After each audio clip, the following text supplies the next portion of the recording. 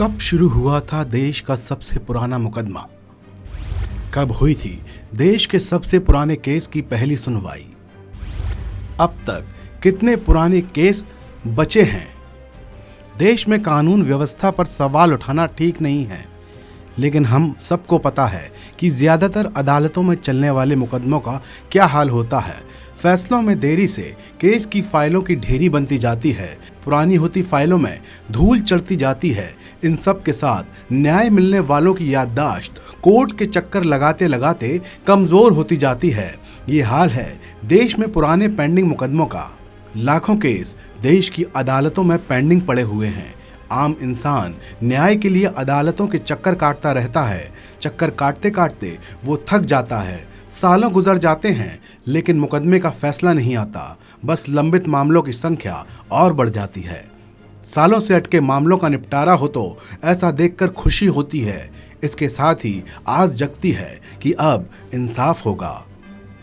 ऐसा ही एक सालों पुराना मामला सुलझ गया है।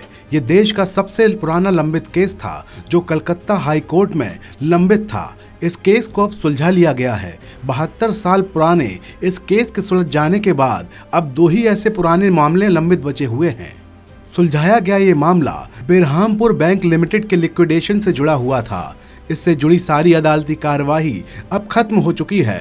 पहली बार इस मामले को 19 नवंबर 1948 को कलकत्ता हाई कोर्ट में लाया गया था। 72 साल पहले ही इस मामले में पहली सुनवाई भी हुई थी। जिन चीफ जस्टिस प्रकाश श्रीवास्तव ने इस केस का निस्तारण किया है, उनका जन्म भी इस केस की पहली सुनवाई के वक्त नहीं हुआ था। अब अगर सबसे पुराने पेंडिंग केसों को देखा जाए तो 5 में से केवल 3 मामले ही लंबित पड़े हुए हैं, जिसमें से 2 मामले पश्चिम बंगाल की मालदा सिविल कोर्ट में और तीसरा मामला मद्रास हाई कोर्ट में लंबित है। 19 नवंबर 1948 को जब बेरहामपुर बैंक के लिक्विडेशन यानी परिसमापन से लंबित मामले को कोर्ट में लाया गया था, तो हाई कोर्ट ने दिवालिया कानून के अंतर्गत इस बैंक को बंद करने का आदेश दिया था।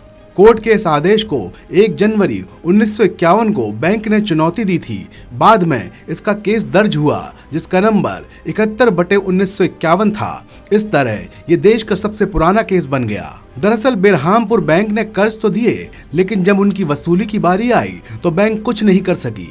इससे बैंक देनदारों के साथ मुकदमेबाजी में उलझ गया। कई कर्जदार तो बैंक के खिलाफ ही खड़े हो गए और कोर्ट में चुनौती दे डाली, जिसके बाद मामला परिसमापन तक पहुंच गया था। ज्यादातर कंपनियां दिवालिया हो जाने पर लिक्विडेशन या परिसमापन का रास्ता चुनती हैं। 2022 में कानून मंत्रालय ने राज्यसभा में ये जानकारी दी थी कि देश भर के हाई कोर्ट में करीब 58 लाख से ज्यादा केस पेंडिंग हैं। सबसे ज्यादा इलाहाबाद हाई कोर्ट में 10 लाख से ज्यादा केस पेंडिंग हैं। इसके अलावा Patna high court, Gujarat high court और उत्तरा हाई कोर्ट का नंबर आता है, जहां सबसे ज्यादा सिविल और क्रिमिनल केस लंबित है और इसका निपटारा नहीं किया जा सका है। इस खबर में अभी इतना ही। आप बने रहिए वन इंडिया के साथ।